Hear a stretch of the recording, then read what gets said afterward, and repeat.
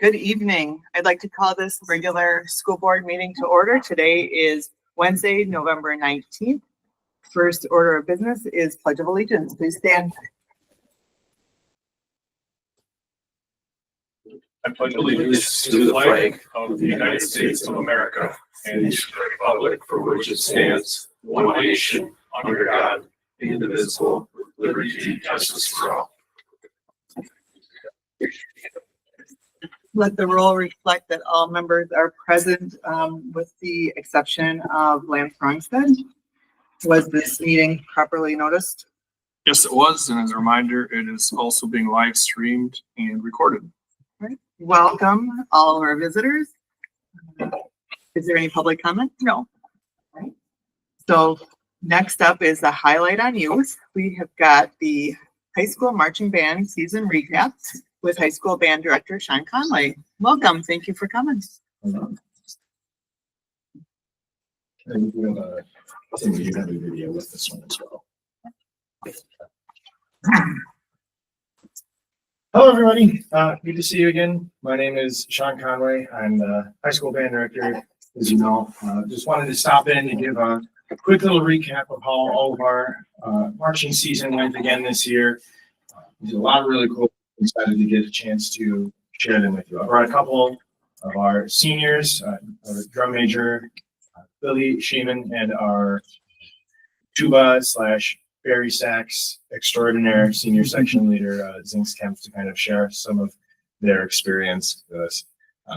If you guys want to sit, I'm going to talk for a little while, so you don't have to. You can sit if you want, but I know it's probably not.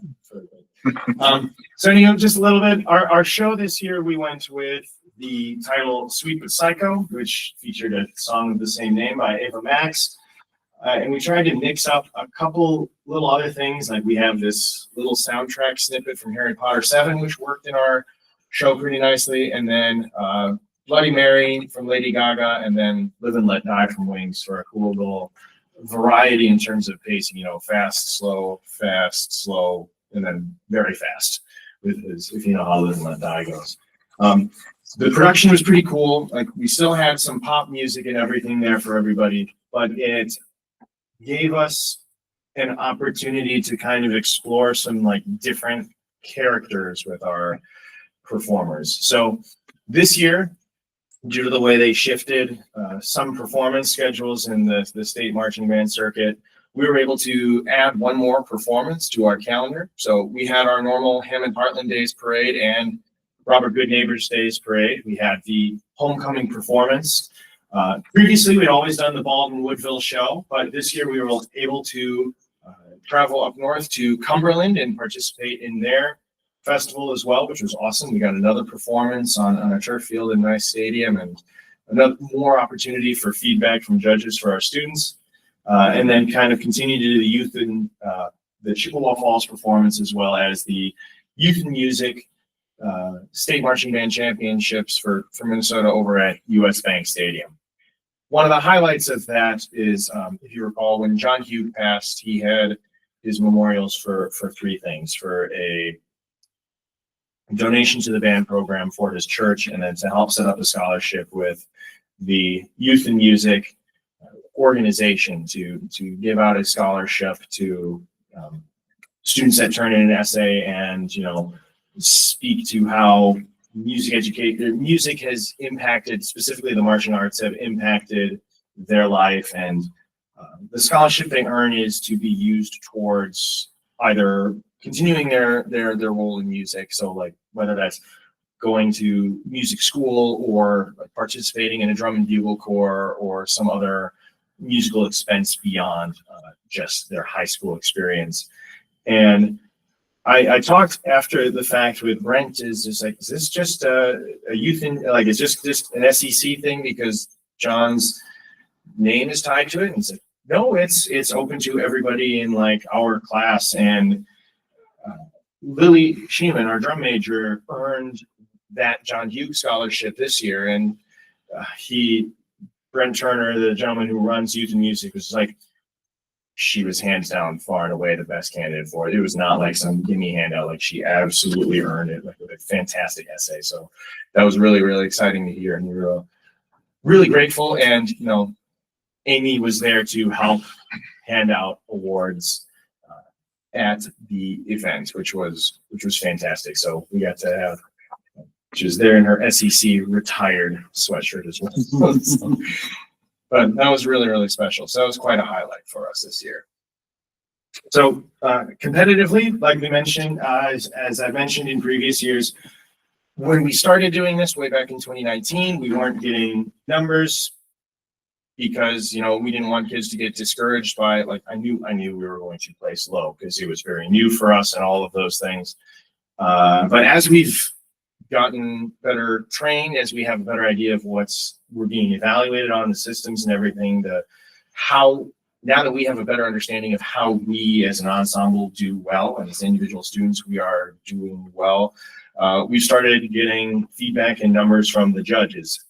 They're scored on a rubric, just like any test that they would take in school. And there's a different judge, basically like a panel like you would have music performance, visual performance, percussion, color guard. Everybody's got kind of their own category that they're watching, and then they give us a number. Those numbers are tallied together. That's how we get our results. Much like dance, if you've ever had a kid who've done this competition at all. So Baldwin Woodville, we came out with a 47. As we added more to our show and had 1 week of practice, we increased 6 points. And then we had Chippewa Falls, where we just had more added. Didn't have as much fun, make it super refined. And then we had even another scoring count. Now, what's interesting is that different judges, because it is subjective, even though they try to make it as objective as possible with the way the rubrics are made. There are some categories where we made some great increase in advances, and others where maybe we're just like dipped a little bit lower. But it was really cool to see the growth, and like every step that we had, we got better. And then the youth and music performance, which this is a picture of our seniors that we had this year, just in the tunnel before we go on in the field, hence the awesome logo in the background. They can't seem to play 4 quarters of good football. We had a great opportunity to clean and have an excellent performance at that final show, youth and music. We don't get a score there. There's a whole scheduling reason I can get around that, but they absolutely had their best performance at that last show. So there was no number, there was no performance. There was no number for the performance, but it was top notch. It was definitely their best, and we'll show you a little bit of that here in a minute. So looking ahead to kind of things we're doing, this is just a drone video I got of our rehearsal, so you can kind of, if you get bored with listening to my voice, you can look at kind of a cool view of what they're doing here. But with this show, we tried to really increase the variety of production and things we asked for our students. Like you saw right at you can even see right now, like they're not doing your traditional stand up straight march to the spot. Like that's taking a more artistic approach, kind of the next step to the design of the show that they need to take. Okay, adding in choreographic elements like the lunges and the leaning and getting that all together. Like it's beginning to push the envelope for what these kids have done before, and every time we do that, they step up and they're always ready and hungry for more. It's really exciting. And this year was kind of the first time, this doesn't seem like a big deal, first time we faced backfield for an extended period of time, and we were able to have Duncan Christoph served as our backfield drum major, and so they had someone to help keep time so that everybody stayed together when they were facing backwards. It's, something you don't necessarily think about, but when we don't have the rock beat all the time going, we need that other visual thing to keep the band together. And so, you'll see here in a second, they're about to turn around, and that's not something we've done before, okay? And it added a new effect for us. And as we look forward in the years, we're trying to do more of that type of thing, okay? Because the production that we create our shows with also helps increase our score. We're really very much evaluated on what we're doing and then how well we're doing that. So the more complicated your what, the higher the ceiling is for your how score, if that makes sense. So we're looking at things. I've talked to a couple of folks about, we don't have a color guard, and that's a big place where we could make up some of those points to become more competitive with other folks in our area. We've explored, I'm working with Ms. Palmer to figure out if there's some opportunities for summer school. Like as we have our band camp in the summer, if we add a couple of summer rehearsals, like if that creates some funds from the state that we could utilize to set aside as a like coach position that essentially becomes our color guard technician, then because we would have some rehearsals outside of the school day, that could also justify that person being there and having an opportunity to work with the students, because otherwise everything you're seeing here, we learned in this during the school day. Like nothing, we don't have outside practices because kids are involved in so many other things. It's hard to pull them from those. And then we have some time on Saturday before our actual competition that we can do some more refining and cleaning. So it's pretty ridiculous what they can get done in just that amount of time. So then like trying to see, are there extra rehearsals that we can add in the summer to kind of help justify that person being there, and having kids there to help that as well. We had the benefit this year as well of my student teacher, Nick McCarthy, was a percussionist. So he worked incredibly in depth with the drum line and made them one of the best we've had, which is fantastic. And you think about like the vision and mission of the district, preparing kids for the world beyond here. Like if you look in the bottom left picture there, those are all SCC band alumni that are involved just at Eau Claire, in Eau Claire's marching band. Carly Hetrick on the far left is drum major. She just finished her second year. She was awarded the marching bands like Brandon Atherton Award, which is kind of like their, if you think MVP for the marching band, like that's what she earned this last year. And Mikey Hansen, who's standing next to me and Tyler Clapp there, he was awarded a Spirit of BMB award just because he's become such a big personality out there, and just been an inspiration to a whole bunch of the folks there that his peers felt they needed to recognize him with that award. So we have our kids that are leaving here and are going and doing great things beyond just this. Also we had great success with the Madison Scouts this last summer. So it's all of you that suffered drums from 9 a.m. to 9 p.m. Like, thank you for your sacrifice. They had a blast. They loved it here. We were one of their favorite places that they stayed. Where did they sleep? Summer. They slept on the gym floor. Yeah.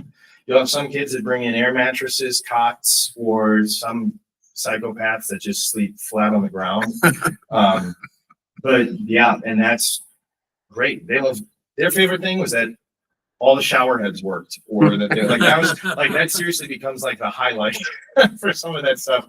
And the stadium was in walking distance, the grass there, that they had a fantastic time, and I know we're kind of in the process of doing what we can to help work to have them back. But that was a fantastic thing. Both Lily and Zinks and a number, we had 70 or 80 students participate in the clinic that they did on that community performance day, which was easily their highest number all summer. And they did 3 of these clinics. We had tremendous turnout from that. And then the band raised, just from free will donations from people walking in, like my mom was there with a bucket. And as people came in, we made $1,600 just from people walking in the door, which is going to get turned around immediately into improving that experience for the kids. And that's not even talking about the instruments that we receive from them as like that kind of in-kind contribution for staying here as well. Like there's no picture of it. We have a nice shiny mellophone and a nice shiny bell front baritone. We're not walking around like with one of the concert instruments. It's like an actual real life equipment. And we got 10 flagpoles from them, which are going to be able to help us with that color guard step. We're planning things ahead here to make everything great. So we're really hoping to be able to get them back and have them here again. So with all that blabbing, I'll show you the cool stuff. This is them with actual playing. This is from our performance at Youth and Music. We'll just watch the the middle movement here, the Bloody Mary thing from Lady Gaga, which was not a song I had heard before. Apparently it's popular with the Wednesday movie. Spent a lot of time listening to some fun pet band stuff. Some really good, some really not good. But this was the kids really enjoyed this one. So here's that. Let me ask you something to change that. Do I need to change the output on this one? That's as far as I can go with this control. Okay.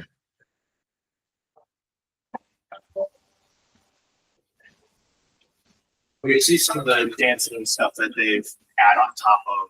Sure.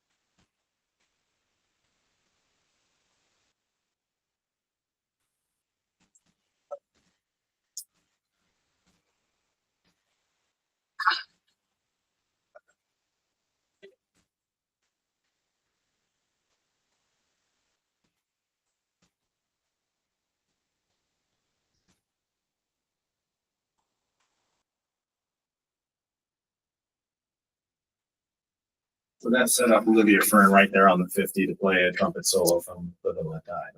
So now I'll invite Lily and Zingstop to talk a little bit about kind of their experience and yeah, I mean we're almost done. I'm Zinx. Throughout the last 4 years of marching band, I think we've improved a lot on all the different things that we do. We've changed a lot and grew a lot as a group. We've started incorporating a lot more visual stuff, which I thought was really fun to be able to do.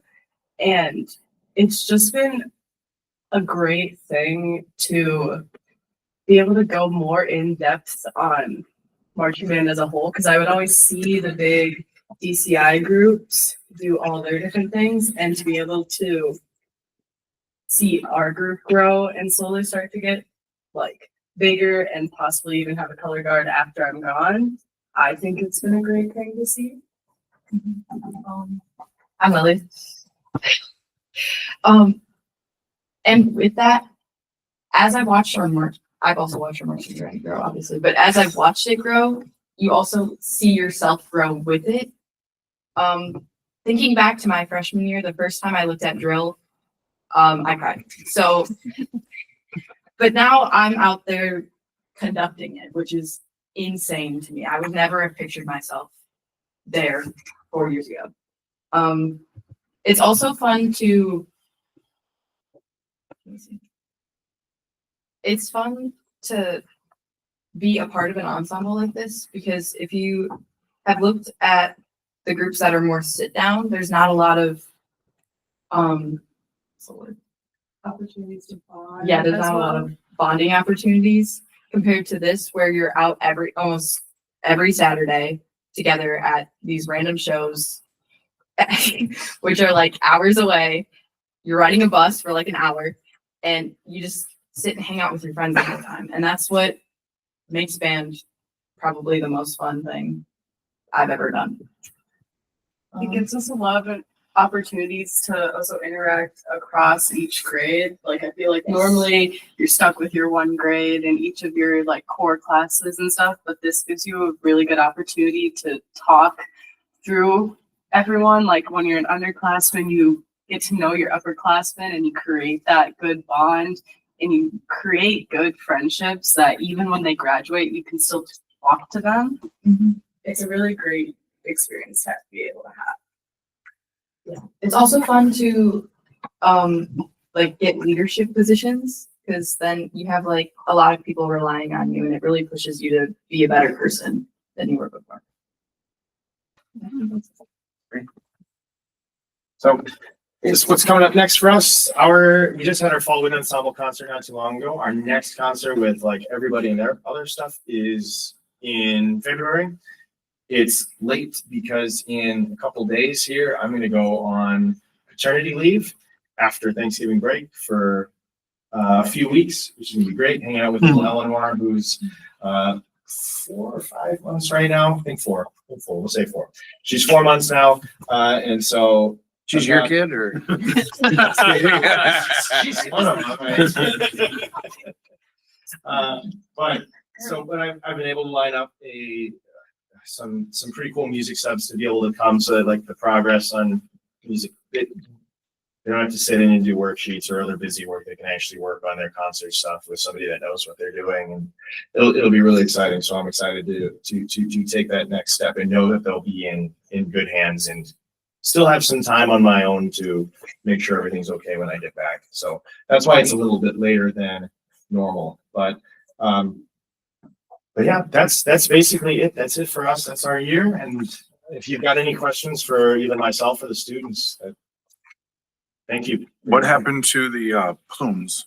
The big heavy hats and the plumes when you sweat at 90 degrees outside? Luckily, the plumes. I'm being sarcastic. Okay, well, the plumes are separate from that. Unfortunately, yeah. We didn't go with those just because I tried to think about where the heck we would store all of those things, because all of those hats come in, like, are big enough, and then they come in boxes that are about that size. So then you have to find a place to put, and you have to plan for how many different sized heads you're going to have at any one year. So I have to have a place to put like 100 to 150 boxes that size in the room. How So many students are in the marching band? we had 40 this year, How many were in it when you two first started? right after COVID. What was the year before us? What did you name the show? They're 36. It stayed, We have about that. Around that, maybe a little less. it stayed pretty consistently around that same number, but this year is ticked up just a little bit. We find that actually a ton of kids will actually sign up for marching band, and in the space that they have in their schedule will also sign up for the non-marching band class that we have that runs during the school day as well. So they're doubling up. They've got 2 of their 6 periods of the day are band, which is great in my opinion. But Are you guys gonna pursue anything music afterwards? I am. You are? I'm going for music education at Eau Claire. I just got accepted into the flute studio. Lily, what instrument did you play when you were drum major? Flute. Yeah. I was one of the 2. My wife was a flautist, and she was actually drum major. Her band, which was about the same size as ours, and then I played the baritone horn, and I was drum major. We had like 150 in our band. that'd be great. It was awesome. They sent me to a drum major camp, Big Ten drum major camp. That's where he met his wife. See if you can do this. I had to blindfold march from goal line to goal line and end up with my toe on the line, blindfolded. And How'd you do? I did it. I took being drum major very seriously. I mean, you're up there in front of everybody, so you don't want to mess up. And these 2 both even play in the River Falls' community band. So they're probably both out of here and head to rehearsal after this, unless it's all done.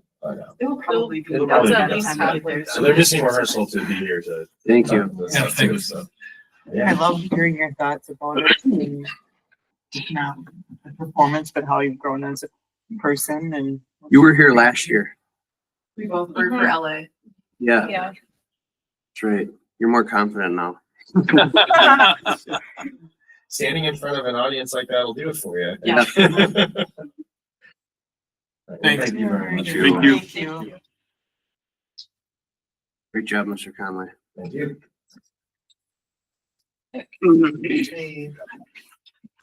We've got the highlight on CTE, metalworking projects and community business partnerships. We have high school teacher Brooke Reiser, and looks like she brought some. Sam and Josh with us today. All right, come on. Thanks for coming. Thank you.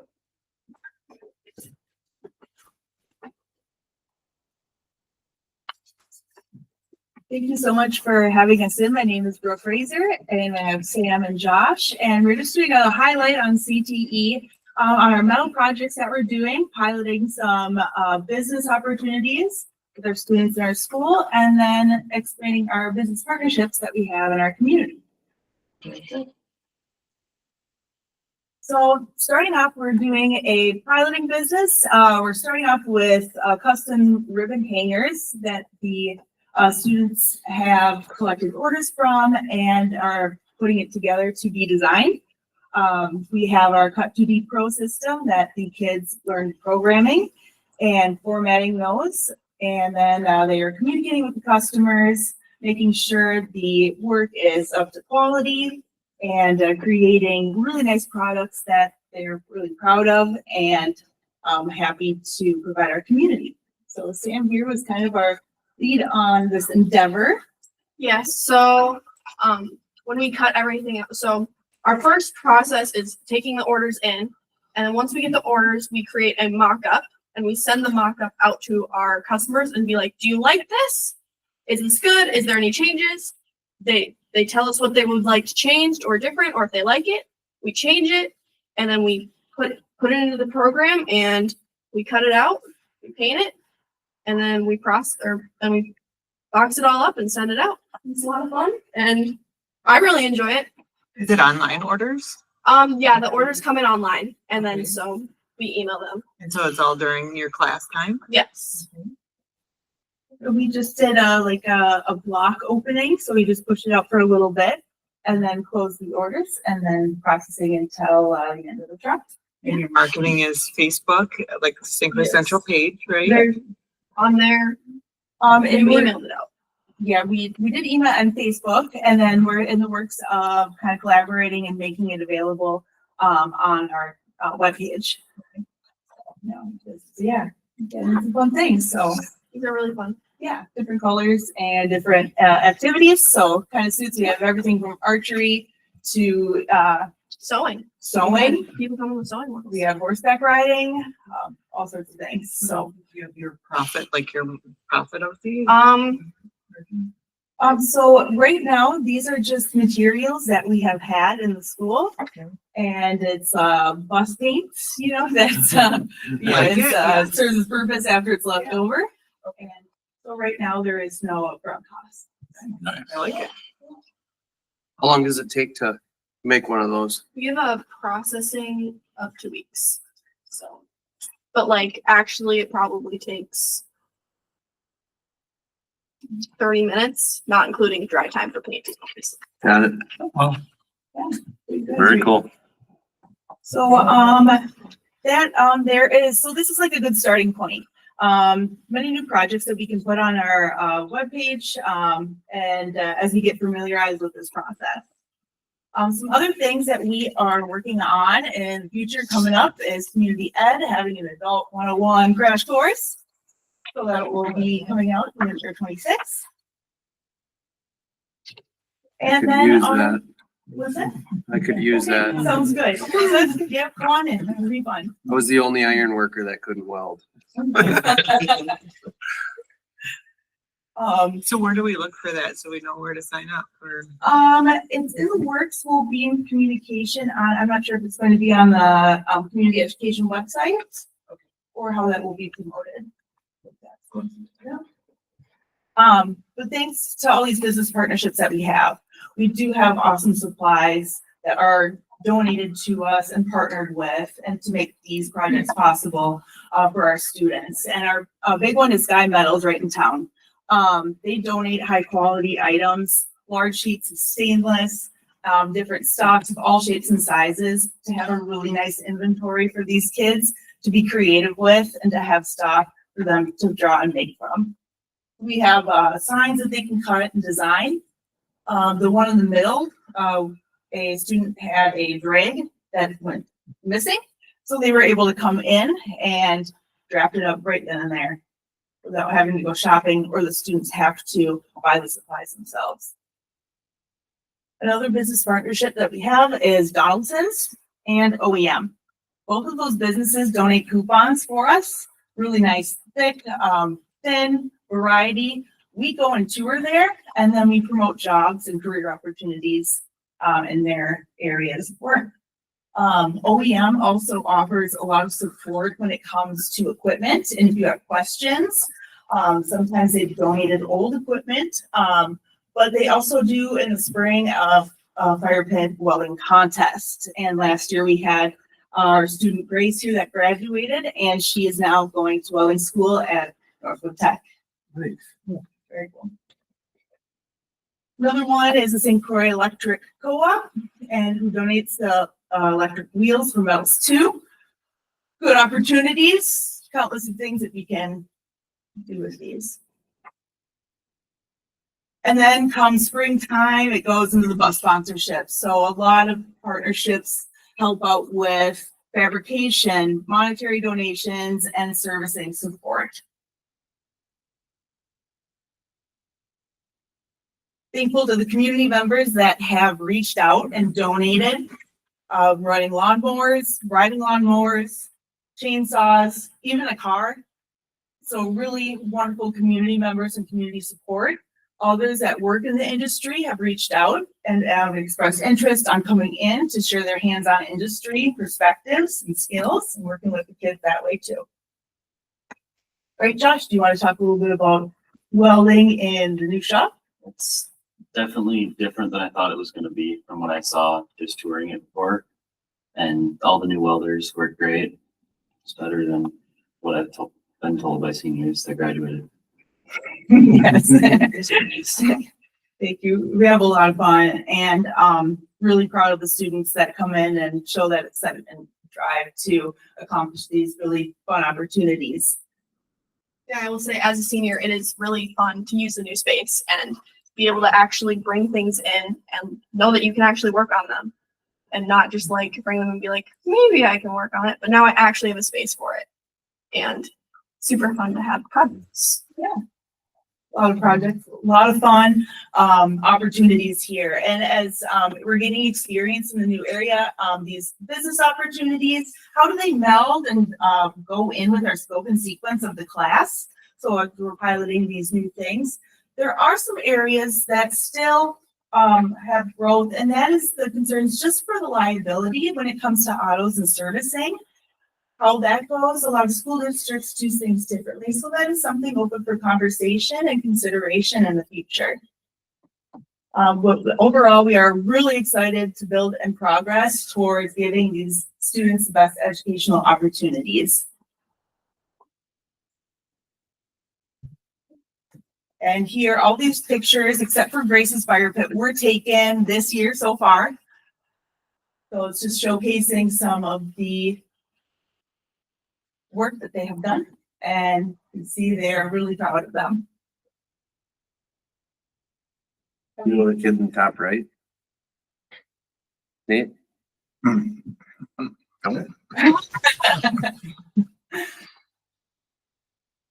That's awesome. Do you have any questions?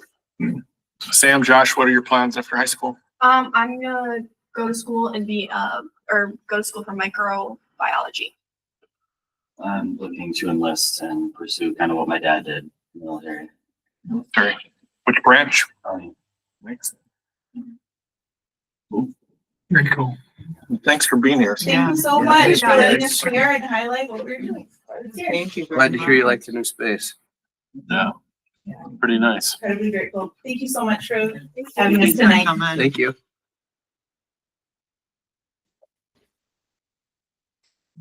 We've got comments by board members and superintendents. There was the fall regional meeting, which was held October 28th in Eau Claire. Dave and Jeff and Tim went.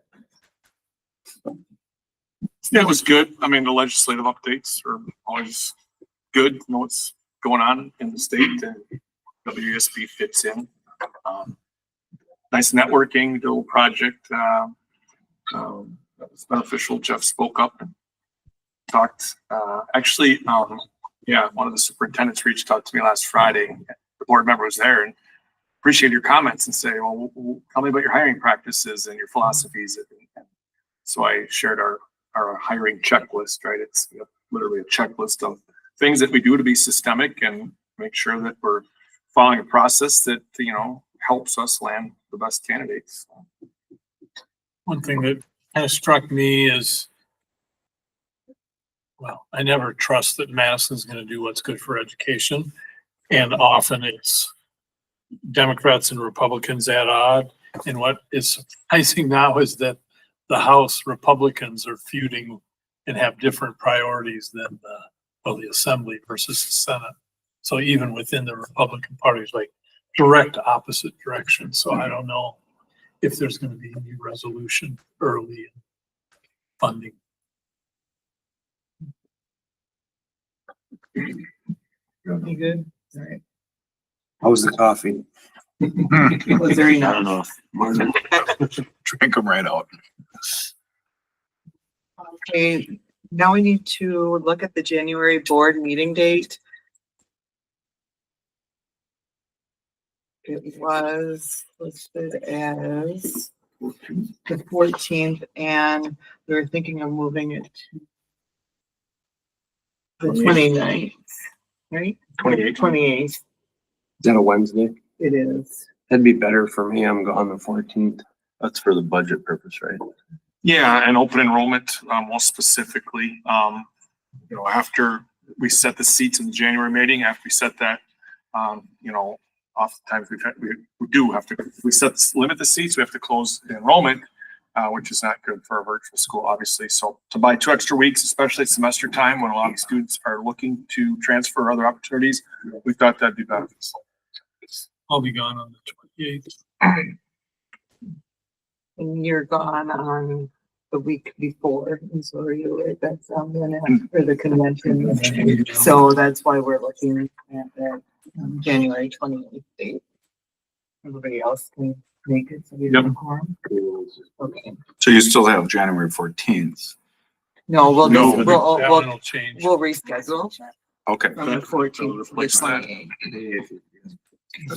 Yeah, the only January meeting would be the 28th if you guys approve. Okay. We've got the 2026 school board election. Yeah, so we have Derek and Lance up for election this year. So I put the forms at your spot. I don't know if you saw them, but if you are interested in running again, there's the 2 forms on the top that you have to fill out. If you're not interested, there's just 1 form on the back, the notice of non-candidacy. Either way, you will have to file those by December 26th. The deadline for anybody else to file is January 6th. And if we get 5 or more candidates, we'll have to do a primary, which is on February 17th. And then the election is April 7th. And when can non-incumbents file? Non-incumbents, that's the January 6th deadline. What's the earliest? What's the Oh, earliest? December 1st. December 1st. Thanks, Kyle. Mhm. And now we've got the scheduled presentations by guests and staff members. We have State Report Card, Director of Teaching and Learning, Diesel. Welcome. Hello. So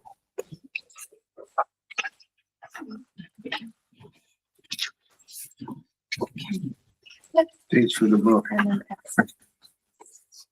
There's one for Lance, not for you, Tim, but if you want to use Lance's, well, since he's gone.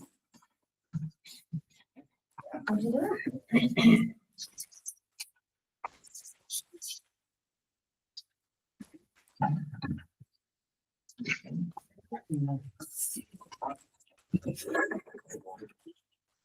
gonna make a joke with Lance. Last time I saw him was last Monday night at Lambeau. We ran into each other.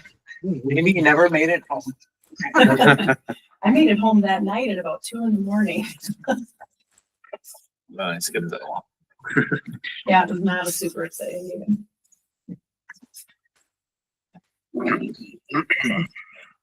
Okay, you push something? What's that? You push something? Oh, I think.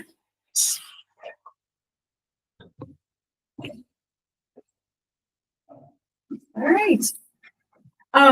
This is the third time I presented this to this board since I've been here, and I love the opportunity to come and share all the great things that are happening report card wise at SCC. I've had the privilege to go into all of the elementary PLCs and middle school PLCs separately, which has been kind of nice. Normally I do it at a staff meeting, but when these came out and were finalized, they haven't had a staff meeting, so I got in with smaller groups, and then this morning I presented to the high school staff at their staff meeting. And it's been really wonderful because there have been a lot of really great questions from the educators across the district in not only just their report cards, but other report cards. And again, wondering how this is presented to you all as well. So it's been wonderful to get into them. And again, we send that message that because these are public now and we're presenting to you tonight, we think it's very important that our educators in our district get to hear this first, because they're the ones that are walking down those hallways doing this great work. So please stop me at any time if you have questions. So what's in a report card?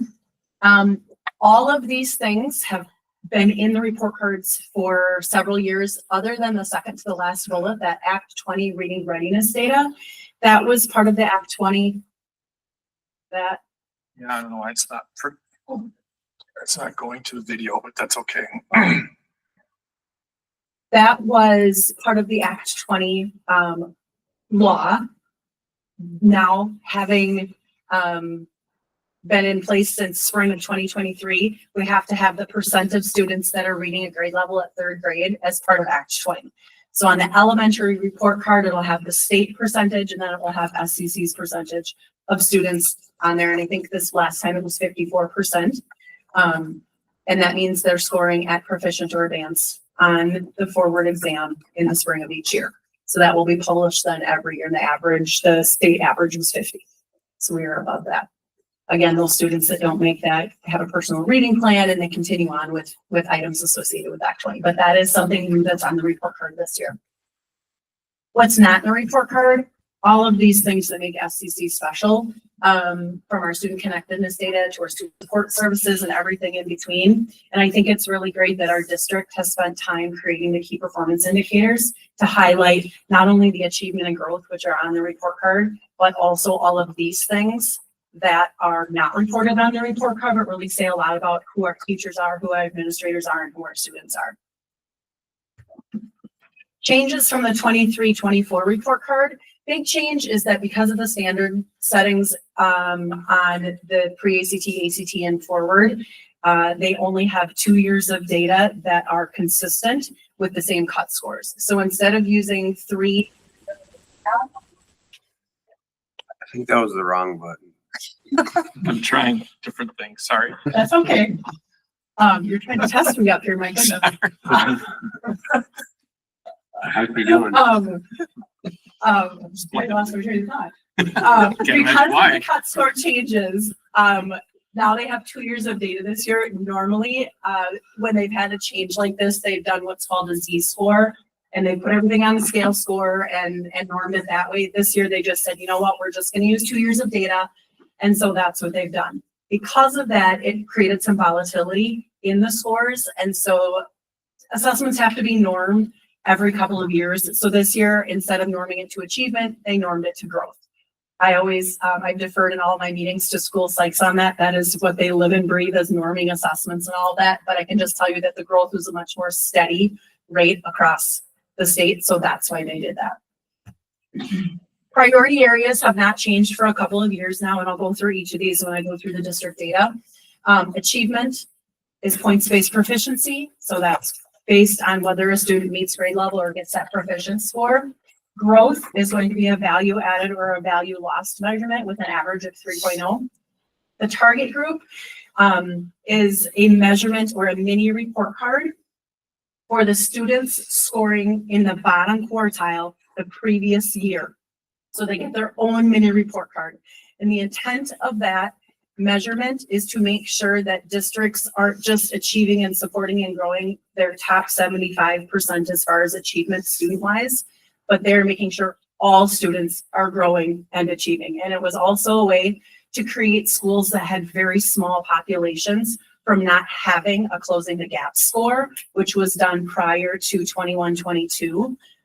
If they had a certain amount of students, small wise districts would just not get a score in that category. And it could really create havoc in their consistency of scores. And so every district, whether they have 50 students or they have 500 students or 50,000 students, they're going to have students that are scoring in that bottom 25th percentile. So everybody gets a score in that area. And the last one is on track to graduation. Depending on which entity you're in, you are scored on different criteria. So an elementary school is going to be scored on 3rd grade ELA, chronic absenteeism and attendance.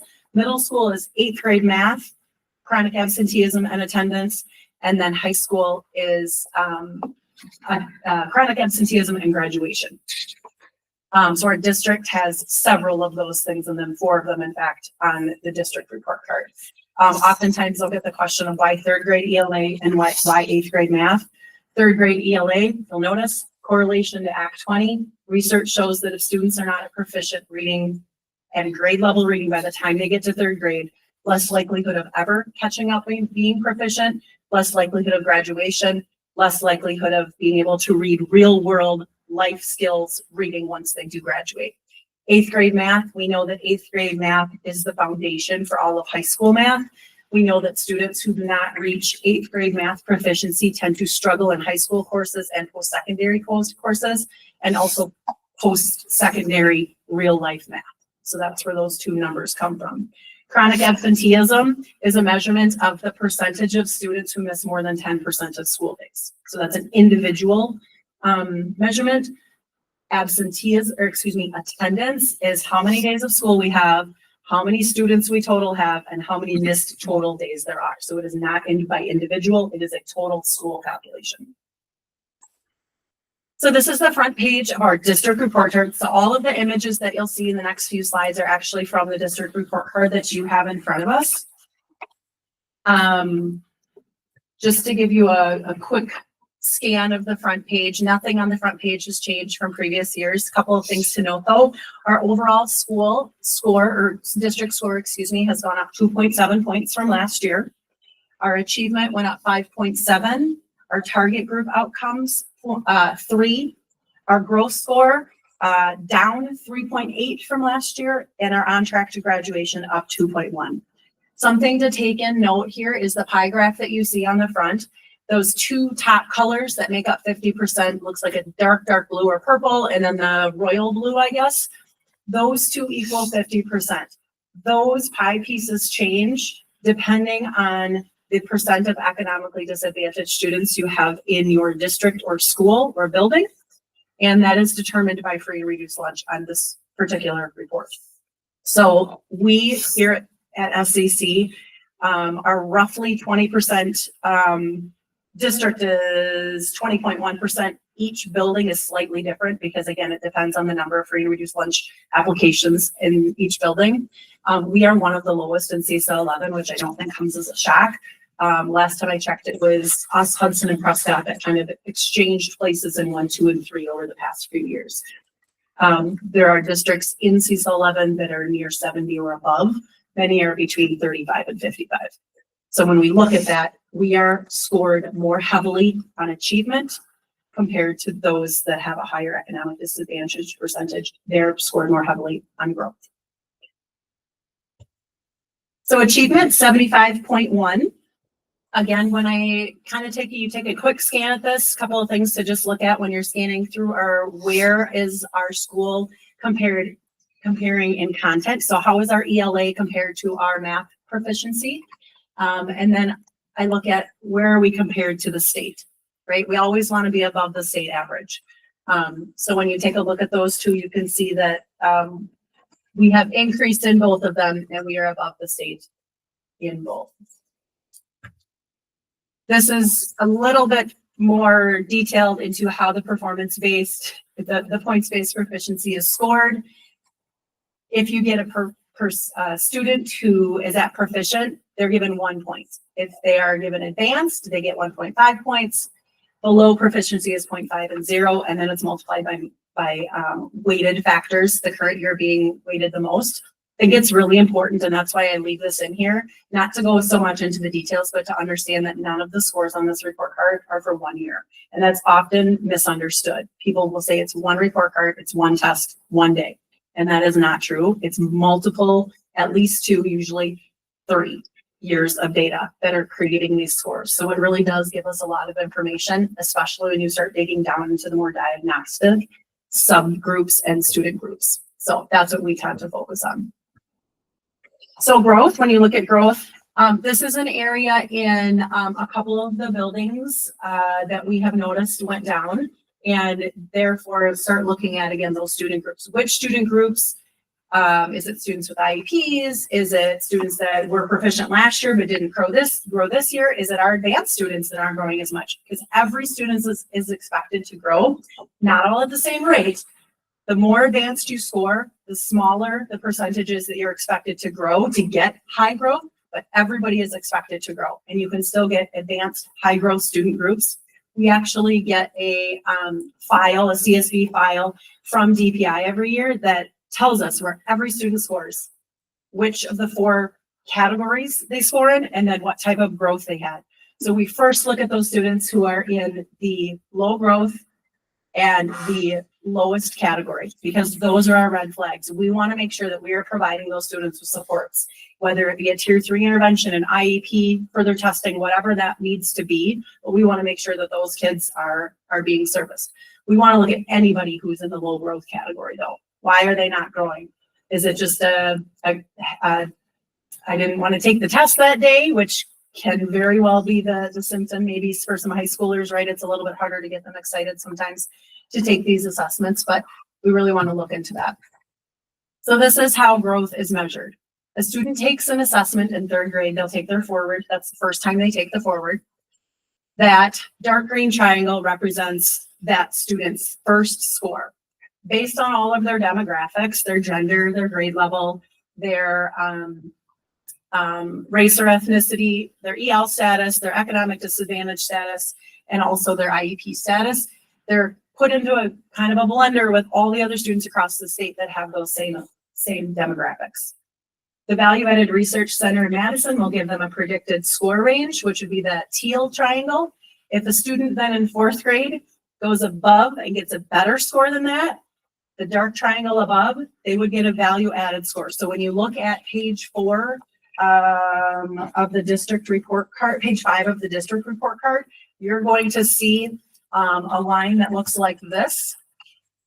And students who have that value added or that dark triangle above the teal, they're going to give the district a score that's above 3. Students who score below what their predicted range is, which would be the second diagram with the dark green, they're going to equate to a score that is below 3.0. So when we look at this, this is where I say these scores right here, digging into these will tell us a lot. We're going to be able to see which content areas are showing the least amount of growth. All students, which is the very top number. And this is district-wide again, remember. So it's really helpful to look at the by school one, but you'll see this kind of trends with our buildings more so than not, with the ELA being slightly lower growth than the math. And then it also goes into each of those subcategories where we have 20 or more students. You have to have 20 students to be displayed on this, because otherwise you could pretty easily identify who is who based on their subgroup status, right? And we don't want to identify students individually with that. So when you look at this, you can see for ELA district-wide, our students with disabilities grew more, better than predicted, than our students without disabilities for ELA. You can see that the math, the same thing happened. You can see that for math, our economically disadvantaged compared to our not economically disadvantaged grew the same. That's awesome. That's the goal. The goal is so that they're all growing at the same rate or higher, right? So when we have those below, I will tell you now though, looking at that, when you see those numbers, none of those are red flags. None of those are, oh my gosh, they're so low. And in fact, there have been either small increases or big increases across the district. So D, with respect to the with or without disabilities, that 3.3 could actually be a lower score, reading or math proficiency than the 3. It Because could their be, growth. it could be, but you have to remember some of our students with IEPs aren't learning disabilities. They could be speech, they could be OT, they could be things like that. So, yeah. Yep, you mean a smaller percentage of growth in order to show the growth? Well, I think just, that's what you're saying. yeah. Yep, because this isn't achievement, this is growth. So yeah, absolutely. Why do they care about race so much in here? It doesn't so much have implications here in our region, but Wisconsin is actually the #1 state across the country with racial disparity in terms of achievement of students black versus white. #1. Mostly in the eastern part of the state. Right. But because that's a very large population, and I think it's just, it's an interesting way to look. We, being a predominantly white school, don't see those types of things like other districts do. Yeah, but there's also Northern, if you're on, I'm trying to think of some, like near Lac-Courte, you might see discrepancies between your Native American population versus your white population.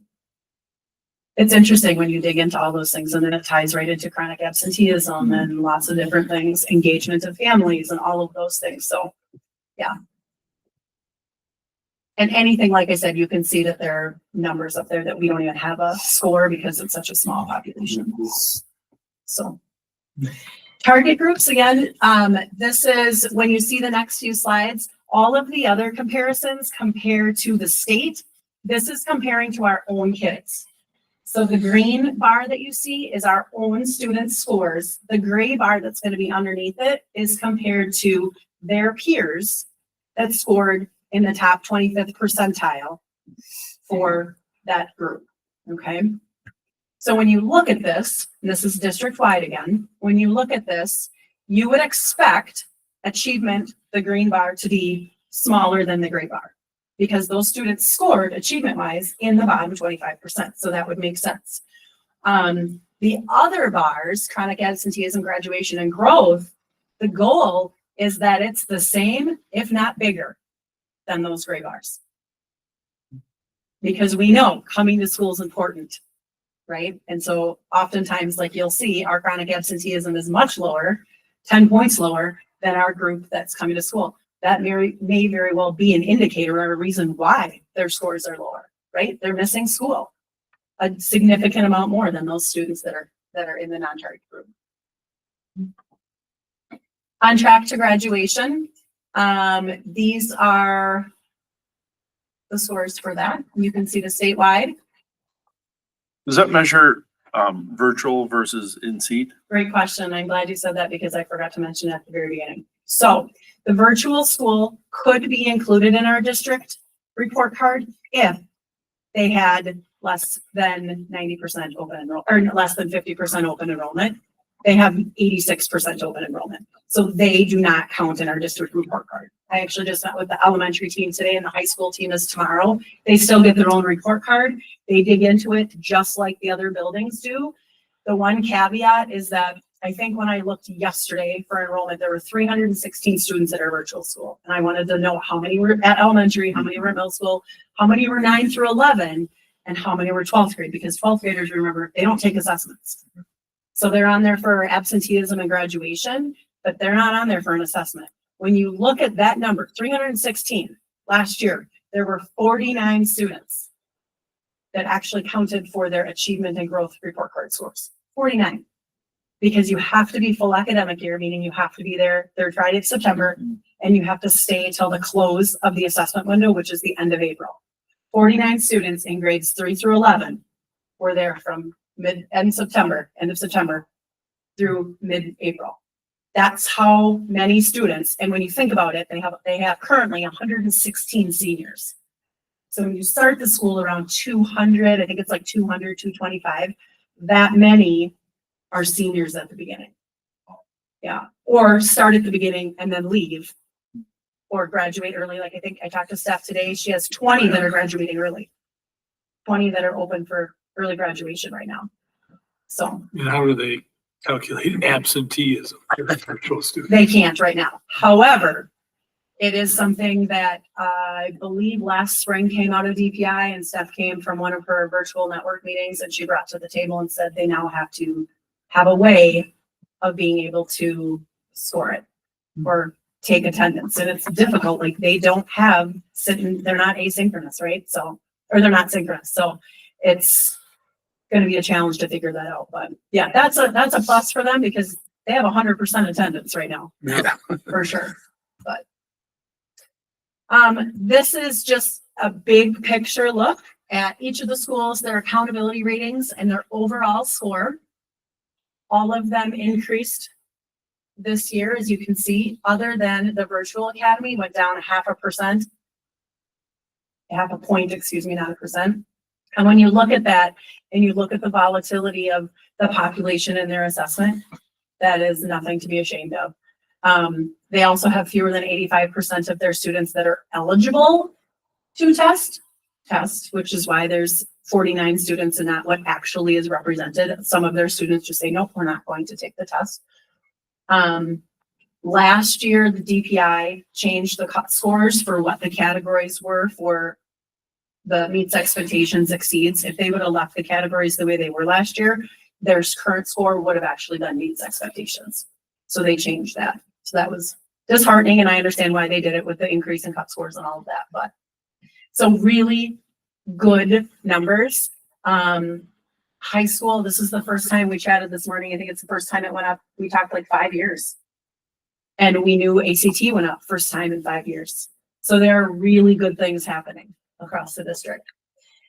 So this is just kind of a snapshot of all those pieces that I went through for the district in one page for the elementary school. Yeah. So that change, it's not 1 year, so it's a 3-year weighted, so it's not. This is, yep. So it's not gonna change, it's not gonna like, oh, we did a lot better this year and it's jumped. No, it's still gonna be weighted by the 2 previous years. It is weighted. However, we do know our ACTs Yeah. scores went up for the first time in 5 years. My point is it's Yeah. harder to move that needle in 1 Yes, year. and I would say ours is moving smaller in smaller pieces, but it's moving in the right direction. And you think about all the things that were implemented just at the high school, for example, if we're just chatting about high school, trimesters, disciplinary literacy last year, interventions at the end of last year, bringing in, how many kids do you think were serviced? 25 last year at the beginning, at the end of the year with those math interventions, 25 to 30 kids that they knew were struggling with math. And in order to get them prepared, not only for taking the pre-ACT and the ACT, but knowing they were part of the target group the year before, looking into what specific skills, RJ and some of the math teachers and Brian were working to get these kids pulled in an intervention group so that they were prepared and ready to go. So, and that took some major jigsaw puzzling to get them pulled. And when do you pull them without missing core classes? And so now they're doing that again with Mackenzie Madison being the math and reading intervention at the high school and pulling kids. So it's a good thing. Elementary, you can see huge jump, 7.8. You can see achievement went up in both areas, ELA and math.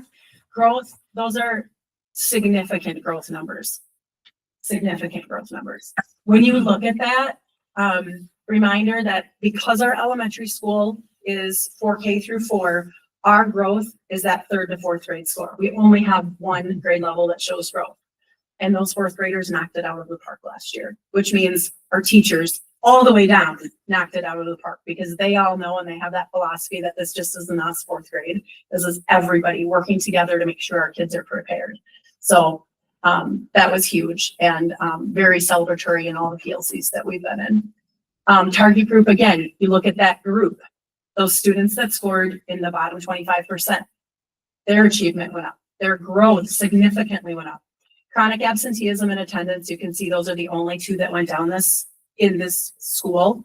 That is consistent with all 3 buildings. That is consistent with the state. If you got ideas, let us know because it's something that everybody struggles with in how to make sure kids are at school as much as they can be.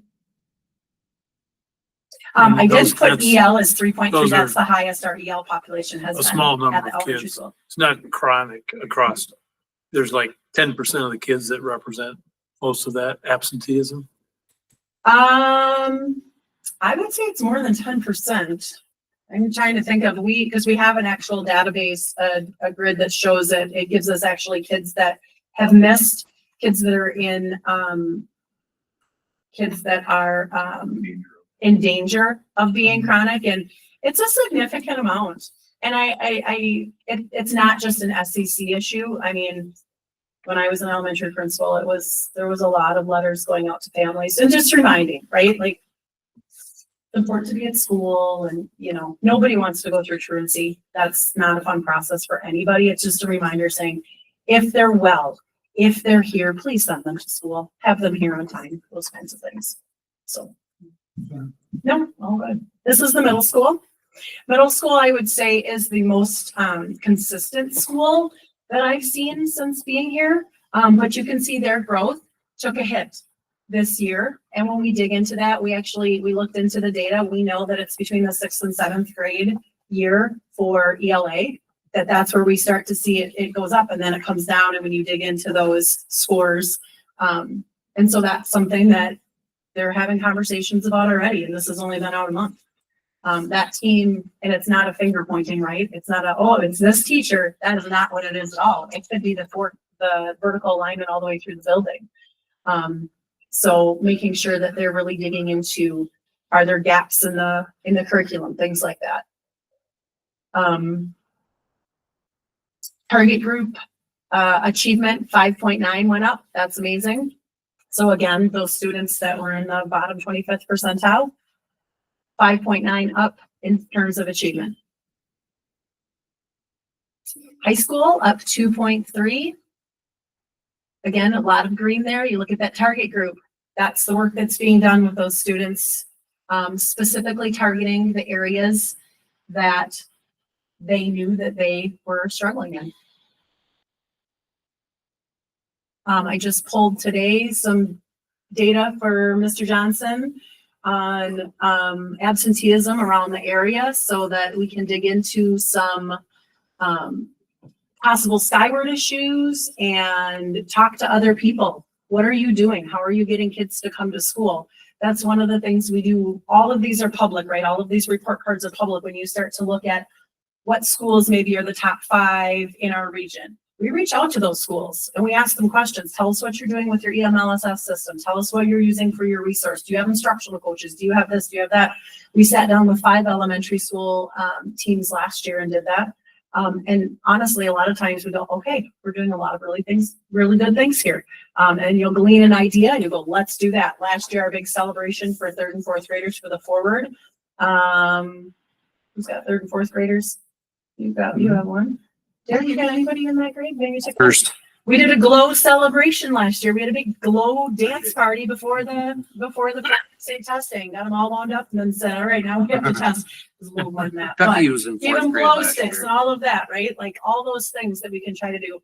The high school brought in an ice cream truck for kids after they had score jumpers on the ACT. And we had not only the kids that were scoring 25 and above up on that stage getting recognized, we had kids that were maybe earned a 12 the first time they took it in the fall at the practice and got jumped to a 16. We're celebrating you because that's a 4-point jump. You took this test more seriously, or you learned something throughout the year. Get up there, we're celebrating, we're giving you a round of applause. And that was awesome that they did that. So all these things to try and get kids to know we appreciate your effort, your teachers appreciate your effort, and we want you to do well. So here's the virtual academy. Again, presented to the elementary school today and the high school, middle school team tomorrow. Awesome to see that achievement growth. They knew before math was an issue, and we were looking at other virtual schools and comparing all of the other virtual schools we looked at. It was ELA that was the problem, and our ELA scores were not the issue. It was our math, and our math went up this year. So, all right, and that EL population is not currently corrected. The virtual school, we actually have 6 students there right now. In our EL. This is comparison, not to be compared, right? We can't compare apples to apples, but this is just if you were looking to see where we are in comparison to other districts near to us. Because when you see the score of like the high school, 65. I had letter grades as a high school kid, right? That's a D. That's not a D. It's not what it represents. They do not represent or can be compared to grades. When you look at CISA 11, the highest high school score in CISA 11, high school is 79. We're at a 65. The highest elementary score in CISA 11 is 95. Big difference between 79 and 95. So you can't compare building scores either. Okay. Our elementary score was an 86. So much more relatable. So as districts, 8 out of 39, 2nd out of the middle border, 5th out of the 13 benchmark, which are most of the St. Croix schools, and then other ones that are listed there. 93 out of 380 in Wisconsin, 10th out of 45 for school districts with similar size and demographics with the enrollment listed below. So. Questions? That's it. That's an amazing data report. All right. That's awesome. Thank you. Thank you, Dee. Thank you. Dee, with all this data, have we figured out how to use AI to scrub it? That's how she created all of them. I wish. How do you use the AI for what?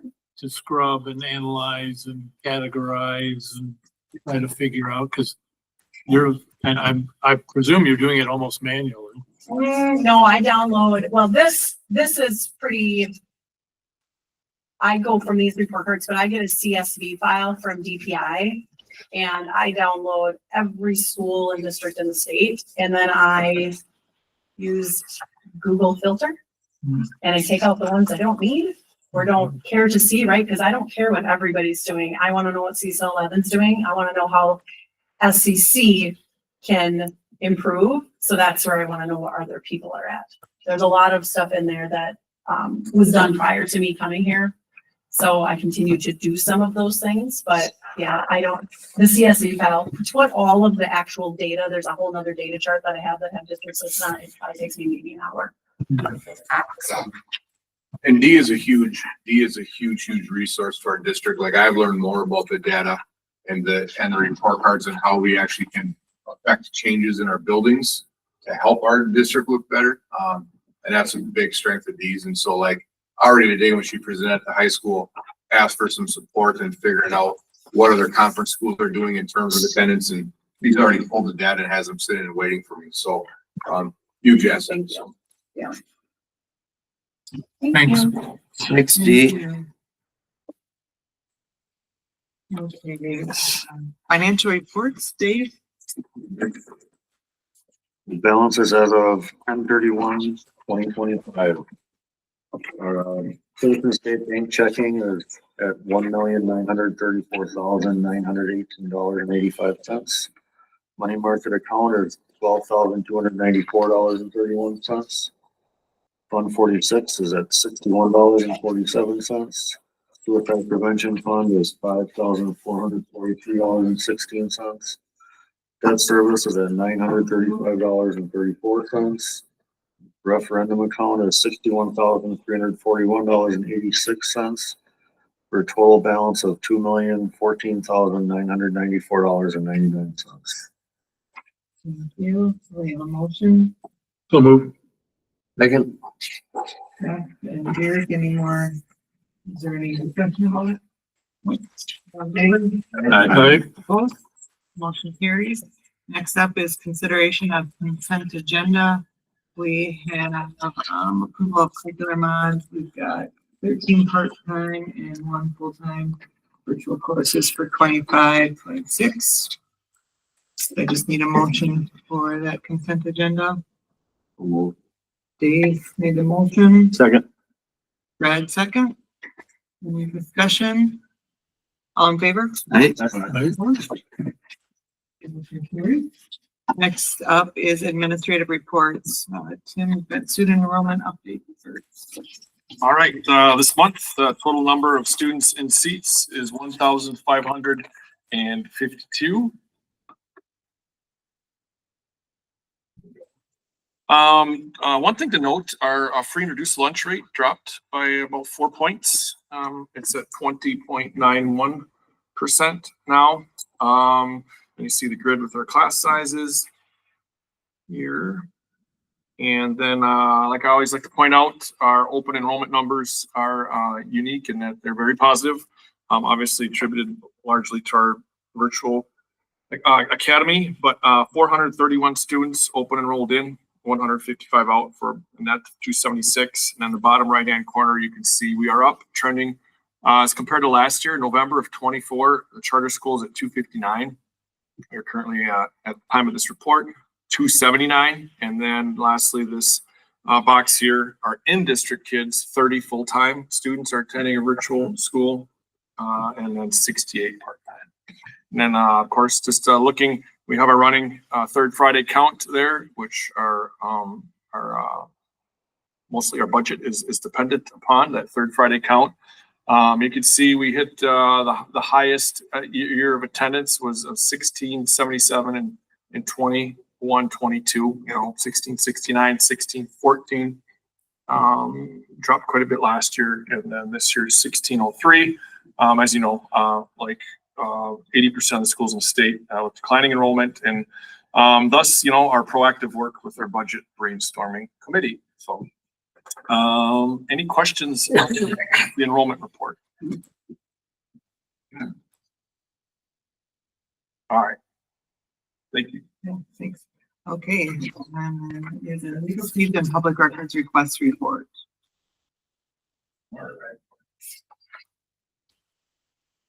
So this report, as the title suggests, deals with our recent legal fees and records requests as well. I know the board wanted information on that. So starting in February of this past calendar year to present, so a time frame spanning 9 months is what this report is about. And we'll talk about legal fees, record requests, and who pays and why.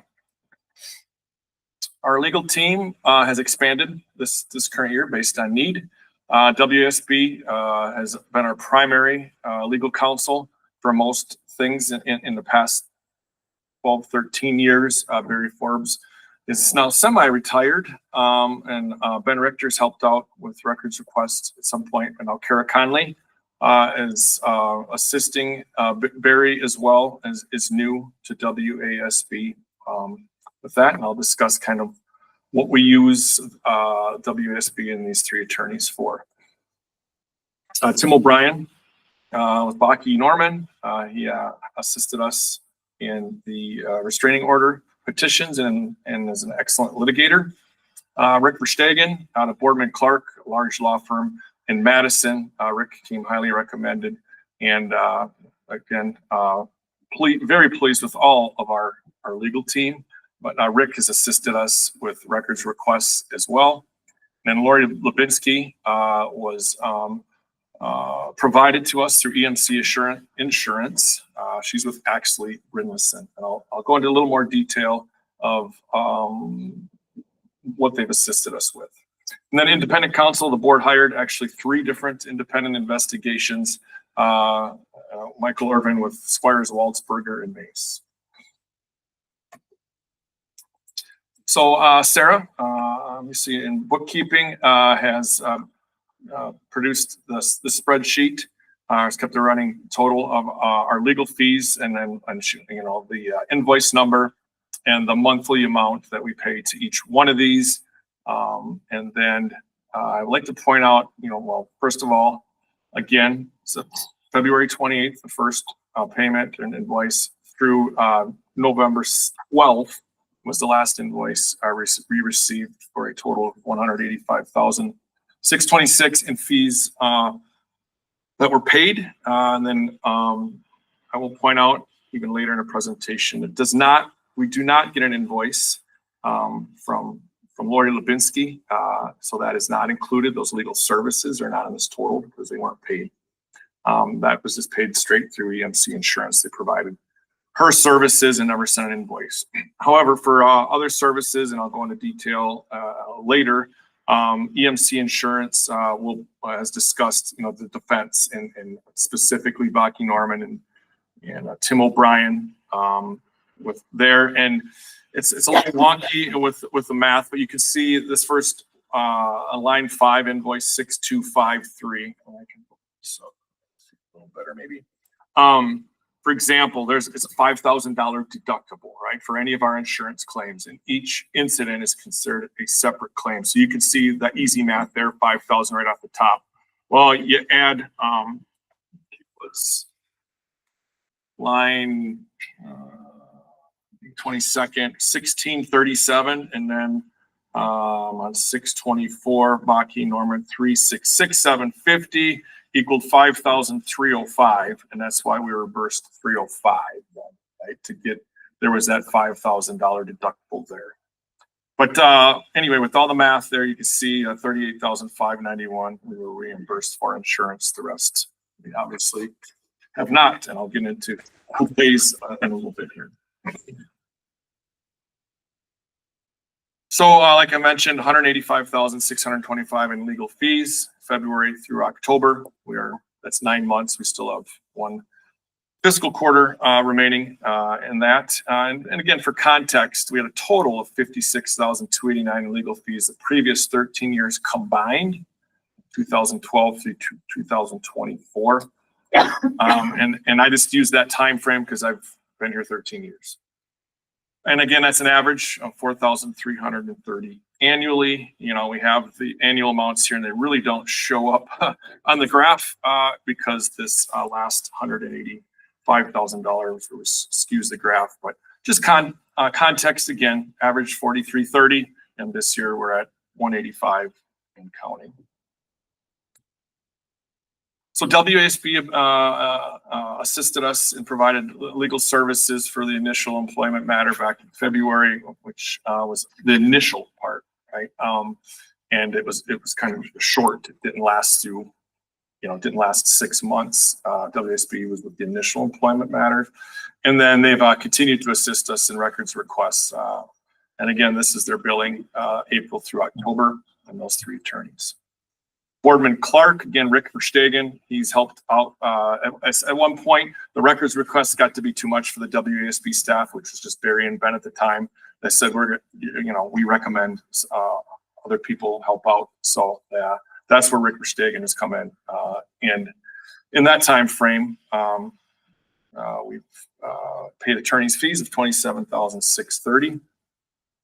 Baki Norman, Tim O'Brien with the restraining order petitions defense.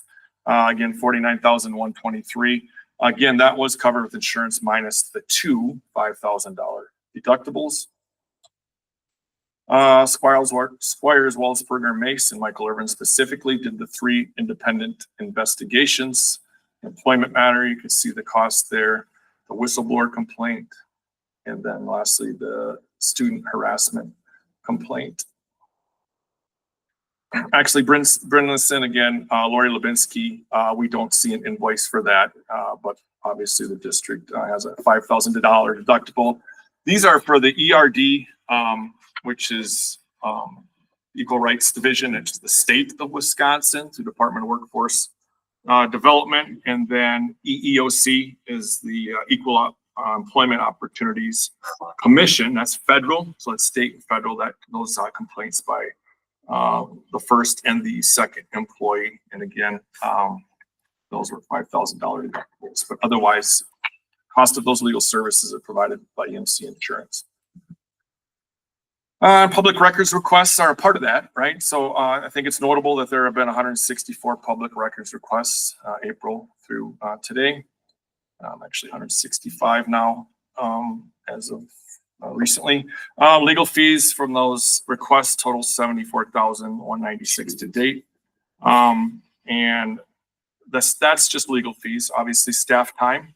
There are about 5 of us that spend a lot of time on that in this office and in the district. That's not included in this report. And we did hire a part-time staffer this summer to assist with some requests.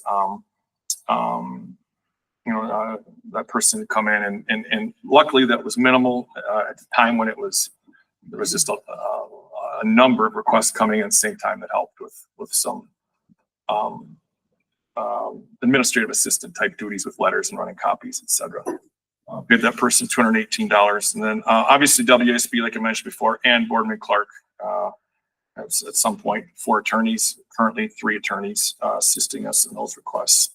Now, you might ask why, but just a little context. I've learned a lot about Wisconsin public records law and compliance, but the Department of Justice, I published this report on the compliance. You can see it's 101 pages, right? It's complex, and we also want to make sure that we're doing it right. So that's why we use attorneys. A lot of times there's notice involved, who's a public official or not, who's an employee or not, letters to give folks notice, knowing that, there's records regarding them that have been requested, give them chance, to, at least be aware of it and potentially augment things. And then I think most helpful is redaction, right? In these public records, there are some things that are personal and confidential that the lawyers help us determine what needs to be redacted and what does not. And then kind of wanted to do a slide on who pays and why. Again, employment matters. The district, pays for those. Always have, right? But usually $4,000, $5,000 is a typical year. This year that one was $20,503. Board, for various reasons, made decisions to hire an independent investigator. Those, you can see the costs there. Equal Rights Division and the equal employment opportunity claims. EMC insurance paid that, minus the two $5,000 deductibles. The restraining order petitions, which there were 2 of, again, Tim O'Brien and his fees were mostly reimbursed, minus the $10,000. And then open records request, the district pays that fee. So one might ask, and I think we did have a question regarding this from a local newspaper, why is the district paying for fees regarding, the restraining order petitions that named me personally. And again, just a reminder by law, state statute 895.461A, school districts and other local governments are required to pay attorney fees for employees and board members who are subject to legal proceedings because of their actions taken by the employee or board member in their official capacities, which, as you're well aware of, that was the case here. We'll just end with any questions that you may have or comments. What did that $74,000 can be recovered from the, we charge people who request records a certain amount, don't we? Yeah, but we can't charge for legal fees. Just location costs and in certain cases and reproduction. Again, becoming more aware of how this works now, I am certainly going to advocate with legislators. I think, the open records laws were passed when there were literally physical records and long before electronic communications and all the things. It's really changed, right? And it as you're well aware, can really impact the job that we're trying to do on a daily basis. And I understand the reason, transparency, and I'm all for that. Transparency is a good thing, but at what cost? So I just did a little math, about 75,000 in public records and legal fees, 165 requests over, it's $450 a piece that each one of those requests costs us.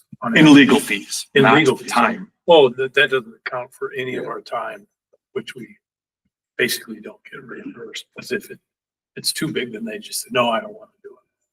They don't pay for it. Good report. Thank you. You're welcome. It's excellent. I appreciate the point.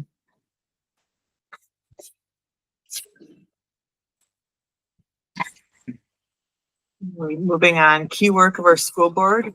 We have student, staff, and community recognition. All right.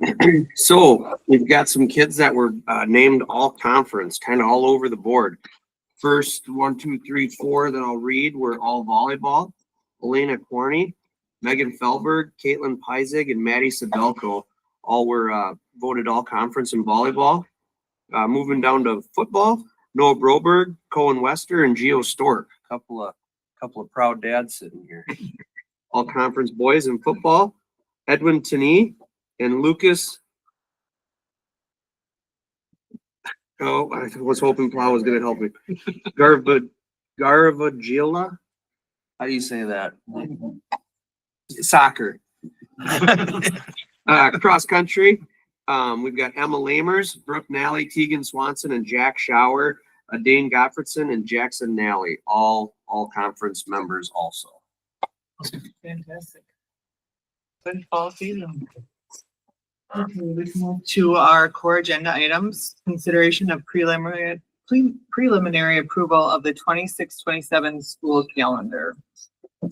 All right, for various reasons, we wanted to get a quicker head start on building next year's calendar to avoid conflicts, again, from athletics to personal calendars to spouses, etc. So typically we draft this and present it in December annually. We're a month at a time. So this calendar is very much like this year. The October day off after conferences was very well received, so we're replicating that. Otherwise, Christmas falls on a Friday. Next year, a little different. So this year, we're not in school at all the week of Christmas because of the way it felt.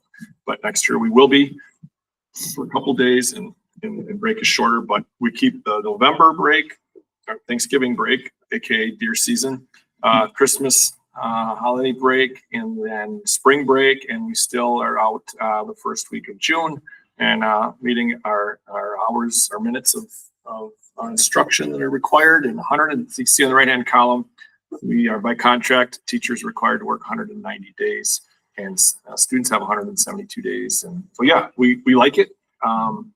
We just usually give it a month to simmer, and we would bring it back in December, giving you time to look at it and suggest any changes or ask questions regarding it. How much of a buffer do we usually have for snow days or fog days or whatever? Yeah, it's usually about 3 days.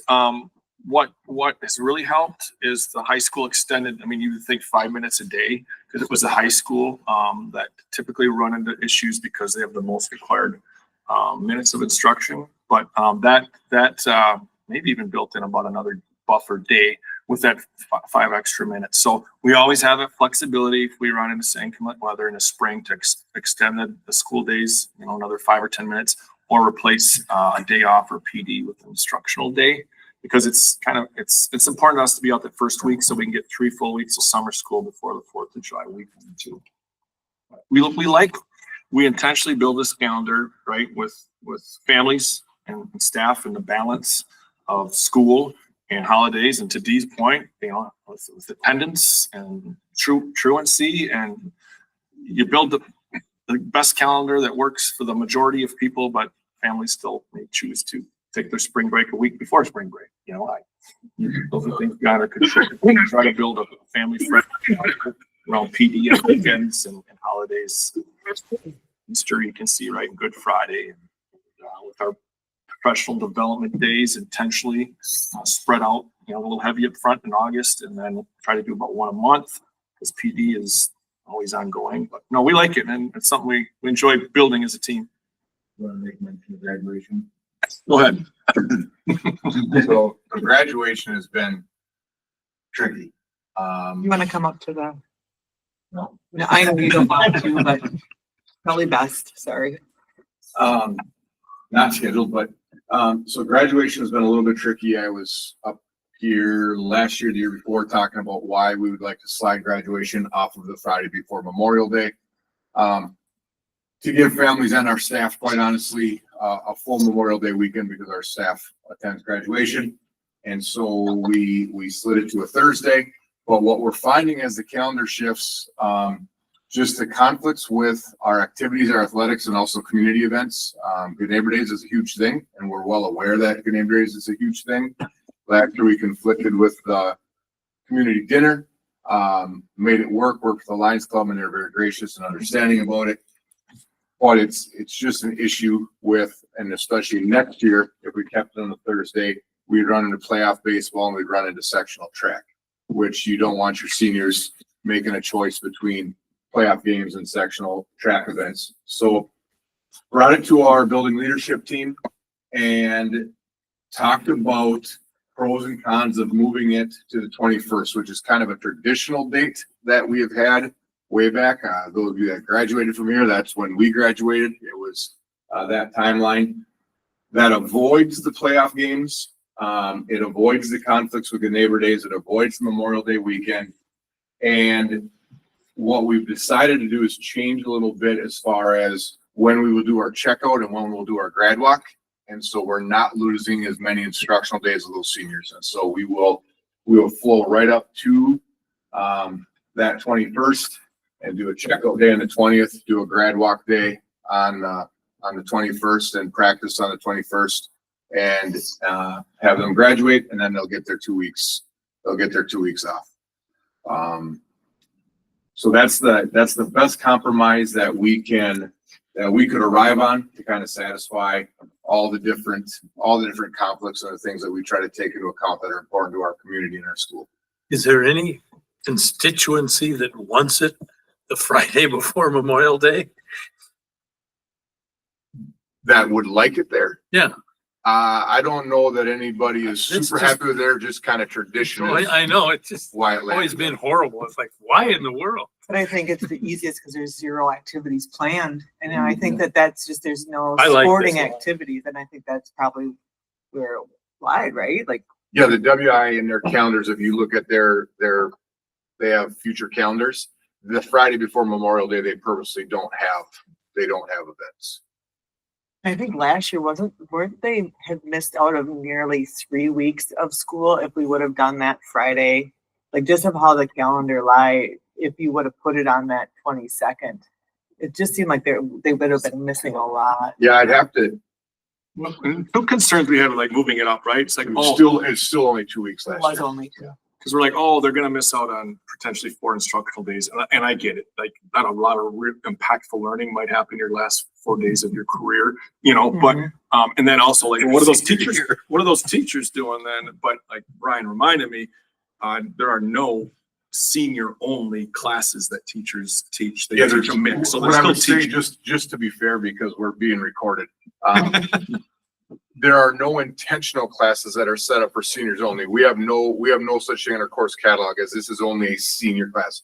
There might be a section of a class that coincidentally only has seniors in it, but we have no classes by design that are only for seniors. So that's great. Yeah. All right. Thank you for This is just revisiting it information and tonight. just going through. Yeah, We can use them for subs. Yeah. I like it. Spring break is moved.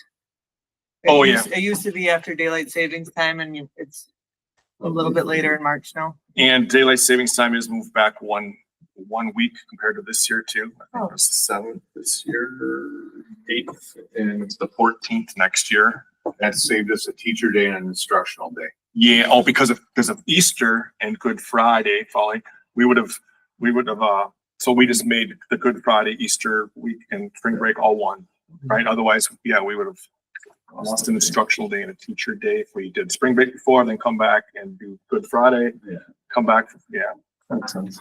We're like, we can put up with kids that are tired and I'll leave for a week knowing that spring break's right around the corner. Yeah, perfect.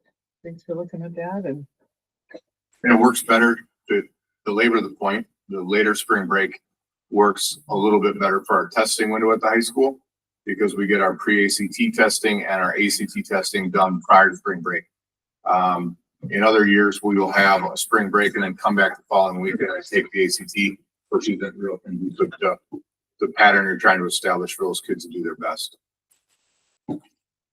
You can see there's a lot of thought put into building a calendar. Thank you. And the 4K calendar is on there as well, free review and summer school.